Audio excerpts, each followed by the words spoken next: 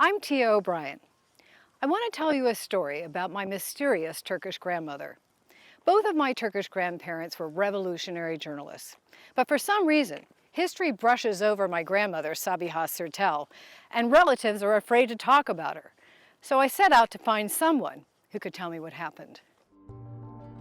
John Dündar knows many answers. He's a well-known Turkish journalist in exile. Dündar recalls a day 77 years ago that sealed Sabiha's fate. The government orchestrated this mob to destroy my grandparents' newspaper because of what they wrote. I know very well that what happened on that day changed the Turkey's destiny. To learn more, I visit the Sertel's old colleagues, but my grandmother doesn't come to life until I have her memoir translated into English. Like a novel, becomes the struggle for modern Turkey. I discover that Sabiha is born into revolution here in Salonika. As the Ottoman Empire crumbles, rebels plot an independent, secular Turkey. She's surrounded by exciting change, but in her own home, her father terrorizes her mother. I was on the sofa, trembling like a bird. My father grabbed a chair and stormed at my mother. I was crying. I heard my father's voice. "You are hereby divorced. I divorce you. Take me with you," I begged. "Don't leave me here." Sabiha credits that violent divorce with transforming her into a feminist at just 8. It had always been a dream of mine to obtain a higher education. Sabiha lives that dream in 1919 at Columbia University in New York City. She's on scholarships with her husband, Zakaria Sertel, an up-and-coming publisher, and her 2-year-old daughter, my mom. They're charged with bringing back cutting-edge ideas for a new Turkish republic. It's at Columbia that Sabiha discovers the red-hot theory of socialism. She learns that women's rights are a part of a class struggle for workers' rights. My worldview shifted again. Woman and Socialism became a defining book for me. Her degree is in social work, and she plunges into helping Turkish immigrants in the tenements. Friends warn that men will never accept her. They don't like intellectuals. It's even worse that you're a woman. Still, I didn't pay heed to those objections.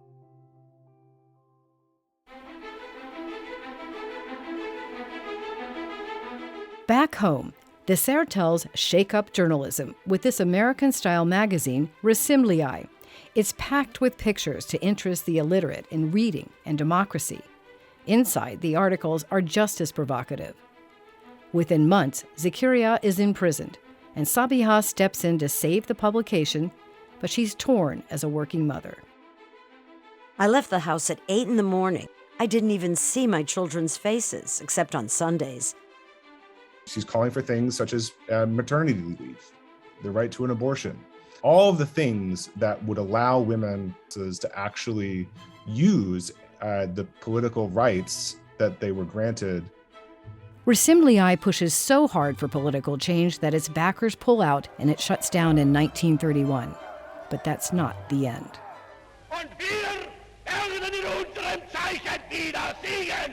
The Sertels don't back down. Their new newspaper, Tan, takes on Hitler. Front pages warn about the threat from Nazis while most of Europe is in denial. Sabiha was viewed as the most vociferous advocate of, anti-Nazism, anti-fascism within Tan's roster of writers. And as a co-editor of the magazine, she carried a lot of weight.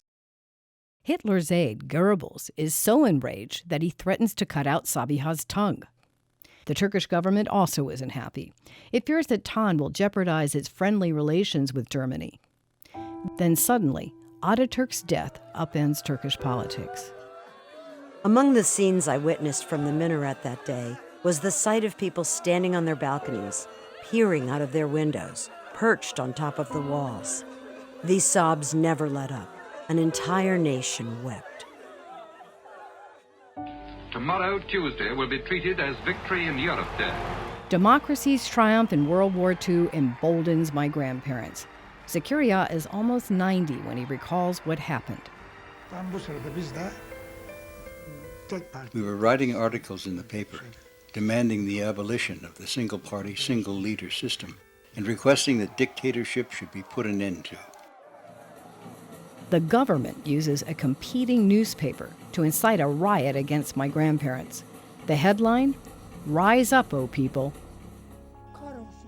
Slogans such as "Down with Communism," "Send commies to Moscow." That's what could be heard from a distance. What's interesting is that when the whole thing was over, when these people should have been arrested, they came and arrested us instead. My grandparents are imprisoned.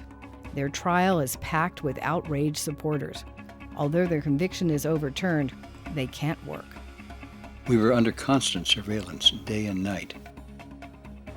One of the most memorable passages in the book is when Sabiha wrote, "They couldn't win the debate, so they're destroying newspapers, even trying to kill their owners. Where was the democracy they'd promised?" We couldn't take it anymore. We left the country, and we couldn't come back again. As the plane takes off, I watch Istanbul through the round window. Yeşilköy, the minarets, the houses, one by one they fall away. Sabiha is never allowed back. I meet her just once when I'm 3 at a family reunion. My grandparents rented a villa in Vienna that summer, but they really were living in Soviet-controlled East Germany. Even in exile, my grandparents continued their fight. Seni konuşturayım biraz olur mu? Over 50 years later, John Dündar is in exile too. He also continues his fight for democracy and a free press. I really feel that we are representing Sertel's struggle. You can put a mark to history, give them a space to express themselves, defend democracy. When I started out, I worried that Sabiha had somehow caused my grandparents' tragic ending. But the truth is, they were partners in their struggle. Sabiha was targeted, though. She was a powerful woman, and like all true revolutionaries, she was just too far ahead of her time. My thanks to our publisher, IB Tauris, for introducing English readers worldwide to my grandmother's story. Congrats on your 40th anniversary.